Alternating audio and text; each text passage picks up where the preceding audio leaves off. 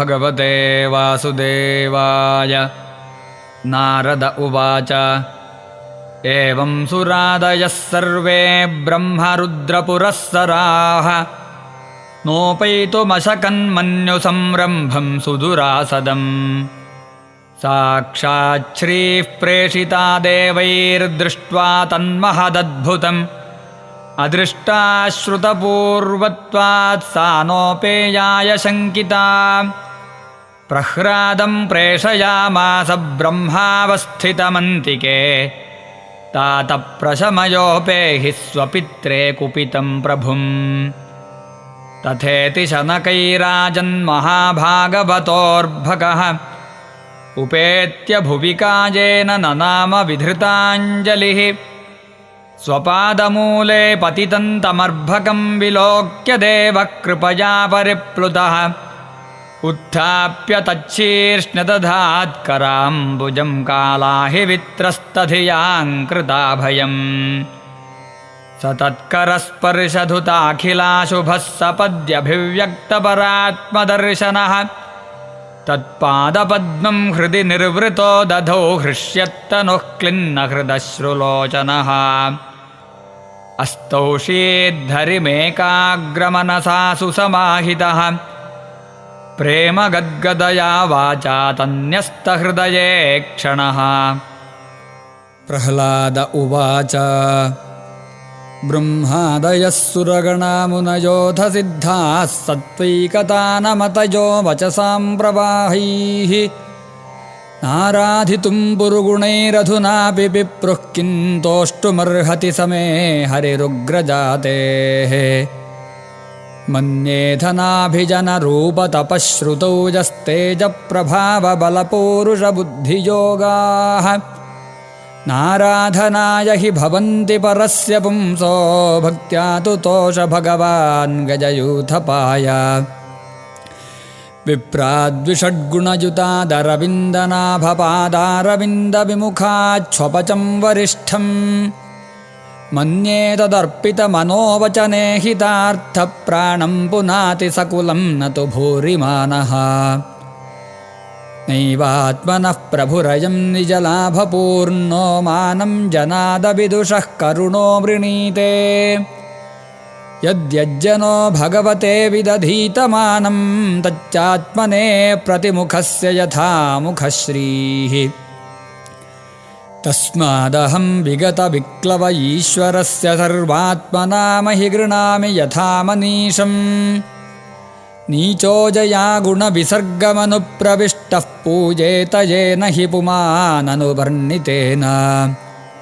सर्वे ह्यमी विधिकरास्तव सत्त्वधाम्नो ब्रह्मादयो वयमिवेश न चोद्विजन्तः। क्षेमाय भूतजभूतात्मसुखाय चास्य विक्रीडितं भगवतो रुचिरावतारैः। तद्यच्छ मन्युमसुरश्च हतस्त्वयाद्य मोदेत साधुरपि वृश्चिकसर्पहत्या। लोकाश्च निर्वृतिमिताः प्रतियन्ति सर्वे रूपं नृसिंहविभयाय जनाः स्मरन्ति। नाहं बिभें यजिततेति भयानकास्य जिह्वार्कनेत्रभ्रुकुटीरभसोऽग्रदंष्ट्रात्। आन्त्रस्रजः क्षतजकेसरशङ्कुकर्णान्निर्ह्रादभीतदिगिभादरिभिन्नखाग्रात्। त्रस्तोऽस्म्यहं कृपणवत्सलदुःसहोऽग्रसंसारचक्रगदनाद्ग्रसतां प्रणीतः। बद्धस्वकर्मभिरुषत्तमतेऽङ्घ्रिमूलं प्रीतोपवर्गशरणं ह्वयसे कदा नो। यस्मात्प्रियाप्रियवियोगसयोगजन्मशोकाग्निना सकलयोनिषु दह्यमानः। दुःखौषधं तदपि दुःखमतद्धियाहं भूमन् भ्रमामि वद मे तव दास्ययोगम्। सोऽहं प्रियस्य सुहृदः परदेवताया लीलाकथास्तव नृसिंहविरिञ्चगीताः।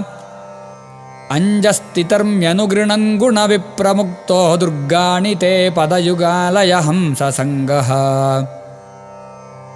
बालस्य नेह शरणं पितरो नृसिंहनार्तस्य चागदमुदन्वते मज्जतोनौः तप्तस्य तत्प्रतिविधिर्य इहाञ्जसेष्टस्तावद्विभो तनुभृतां त्वदुपेक्षितानां यस्मिन् यतो यर्हि येन च यस्य यस्माद्यस्मै यथा यदुतयस्त्वपरः परो वा भावः करोति विकरोति पृथक् स्वभावः सञ्चोदितस्तदखिलं भवतः स्वरूपम् मायामनःसृजति कर्ममयं बलीयः कालेन चोदितगुणानुमतेन पुंसः छन्दोमयं यदजयार्पितषोडशारं संसारचक्रमजकोतितरे त्वधन्यः सत्वं हि नित्यविजितात्मगुणस्वधाम्ना कालो वशीकृतविसृज्य विसर्गशक्तिः चक्रे विसृष्टमजयेश्वर षोडशारे निष्पीड्यमानमुपकर्ष विभो प्रपन्नम् दृष्टा मया दिवि विभोऽखिलधिष्ण्यपानामायुश्रिजो विभव इच्छति याञ्जनोऽयम् येऽस्मत्पितुः कुपितः स विजृम्भितभ्रो विस्फूर्जितेन लुलिताः स तु ते निरस्तः तस्मादमोस्तनुभृतामहमाशिषो ज्ञायुश्रियं विभवमैन्द्रियमाविरिञ्चात् नेच्छामि ते विलुलितानुरुविक्रमेण कालात्मनोपनय मां निजभृत्यपार्श्वम् कुत्राशिषश्रुतिसुखा मृगतृष्णिरूपाः क्वेदं कलेवरमशेषरुजां विरोहः निर्विद्यते न तु जनो यदपीति विद्वान् कामानलं मधुलवैः समजन्दुरापैः क्वाहं रजः प्रभव ईशतमोऽधिकेऽस्मिन् जातः सुरेतरकुले क्वतवानुकम्पा न ब्रह्मणो न तु भवस्य न वैरमाया यन्मेऽर्पितः शिरसि पद्मकरः प्रसादः नैषा परावरमतिर्भवतो ननु स्याज्जन्तोर्यथात्मसुहृदो जगतस्तथापि संसेवया सुरतरोरिव ते प्रसादः सेवानुरूपमुदयो न परावरत्वम् एवं जनं निपतितं प्रभवाहि कूपे कामाभिकाममनुजः प्रपतन् प्रसङ्गात् कृत्वात्मसात् सुरर्षिणा भगवन् गृहीतः सोऽहं कथन्नु विसृजे तव भृत्यसेवा मत्प्राणरक्षणमनन्तपितुर्वधश्च मन्ये स्वभृत्य ऋषिवाक्यमृतं विधातुम् खड्गं प्रगृह्य यदवोचदसद्विधित्सु त्वामीश्वरो मदपरो बतुकं हरामि एकस्त्वमेव जगदेतदमुष्य यत्त्वमाद्यन्तयो पृथगवस्यसि मध्यतश्च सृष्ट्वा गुणव्यतिकरं निजमाययेदं नानेव तैरवसितस्तदनुप्रविष्टः त्वं वा इदं सदसदीश भवांस्ततोऽन्यो माया यदात्मपरबुद्धिरियं ह्यपार्था यद्यस्य जन्मनिधनं स्थितिरीक्षणं च तद्वै तदेव वसुकालवदष्टितर्वोः न्यस्येदमात्मनि जगद्विलयाम्बुमध्ये शेषेत्मना निजसुखानुभवो निरीहः योगेन मीलितदृगात्मनि पीतनिद्रस्तुर्ये स्थितो न तु तमो न गुणांश्च युङ्क्षे तस्यैव ते वपुरिदं निजकालशक्त्या सञ्चोदितप्रकृतिधर्मण आत्मगूढम् अम्भस्यनन्तशयनाद्विरमत्समाधेर्नाभेरभूत् स्वकर्णिकावटवन्महाब्जम् तत्सम्भवः कविरतोऽन्यदपश्यमानस्त्वां बीजमात्मनि ततं स्वबहिर्विचिन्त्य नाविन्ददब्धशतमप्सु निमज्जमानो जातेऽङ्कुरे कथमुहोपलभेत बीजम् सत्त्वात्मयोनिरतिविस्मित आस्थितोऽब्जं कालेन तीव्रतपसा परिशुद्धभावः त्वामात्मनीश भुवि गन्धमिवातिसूक्ष्मं भूतेन्द्रियाशजमये विततन्ददर्श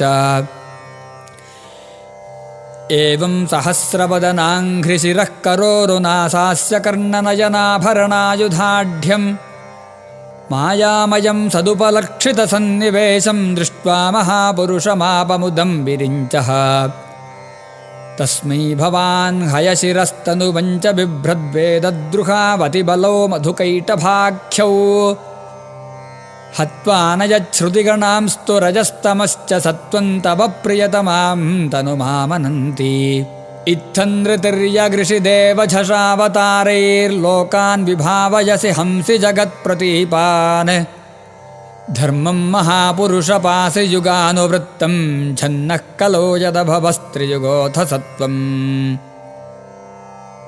नैतन्मनस्तव कथासु विकुण्ठनाथ सम्प्रीयते दुरितदुष्टमसाधु तीव्रम् कामातुरं हर्षशोकभयैषणार्तं तस्मिन् कथन्तव गतिं विमृशामि दीनः जिह्वैकतोऽच्युतविकर्षति मा वितृप्ता शिश्नोऽन्यतस्त्वगुदरं श्रवणं कुतश्चित् घ्राणोऽन्यतश्च फलदृक् च कर्मशक्तिर्बह्व्यः स्वपत्न्य इव गेहपतिं लुनन्ति एवं स्वकर्मपतितं भववैतरण्यामन्योन्यजन्ममरणाशनभीतभीतम् पश्यञ्जनं स्वपरविग्रहवैरमैत्रं हन्तेति पारचरपि प्रिहिमूढमध्य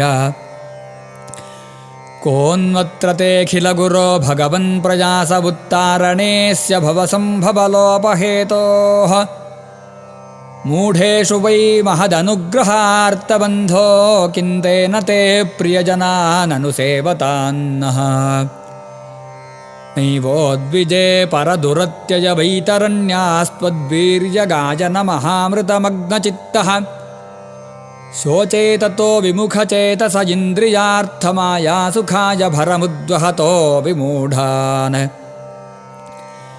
प्रायेण देवमुनयस्व विमुक्तिकामा मौनं चरन्ति विजनेन परार्थनिष्ठाः नैतान् विहाय कृपणान् विमुमुक्षये को नान्यन्त्वदस्य शरणं भ्रमतो न पश्ये यन्मैथुनादिगृहमेधि सुखं हि तुच्छं कण्डूजनेन करयोरिव दुःखदुःखम् तृप्यन्ति नेह कृपणा बहुदुःखभाजः कण्डूति वन्मनसि जं विषहेत धीरः मौनौ व्रतः श्रुततपोऽध्यजनस्वधर्मव्याख्यारहो जपसमाधय आपवर्ग्याः प्रायः परं पुरुषते त्वजितेन्द्रियाणां वार्ता भवन्त्युत न वात्र तु दाम्भिकानाम् रूपे इमे सदसती तव वेदसृष्टे बीजाङ्कुराविव न चान्यदरूपकस्य युक्ताः समक्षमुभयत्र विचिन्वते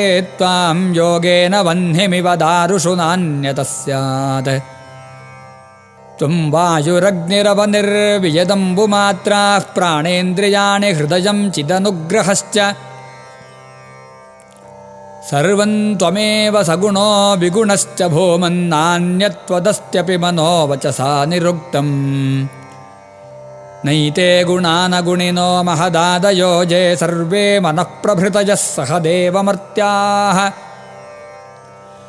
आद्यन्तवन्तमुरुगाय विदन्ति हि त्वामेवं विमृश्य सुधियो विरमन्ति शब्दात् तत्तेर्हत्तमनमस्तुति कर्मपूजाः कर्मस्मृतिश्चरणयोः श्रवणं कथायां संसेवया त्वयि विनेति षडङ्गया किं भक्तिं जनः परमहंसगतो लभेत। नारद उवाच एतावद्वर्णितगुणो भक्त्या भक्तेन निर्गुणः प्रह्लादं प्रणतं प्रीतो यतमन्युरभाषत।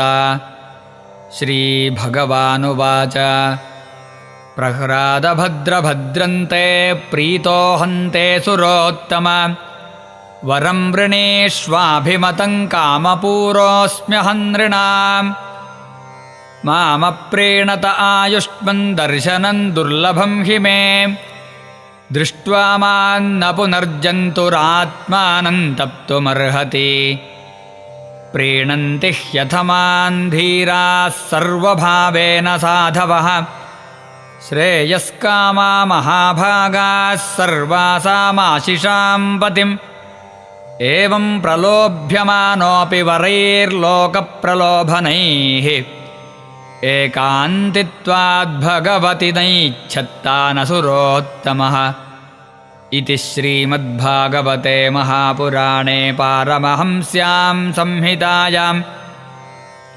सप्तमस्कन्धे प्रह्लादचरिते भगवत्स्तवो नाम नवमोऽध्यायः। सर्वत्र गोविन्दनाम संकीर्तनं गोविन्द गोविन्द।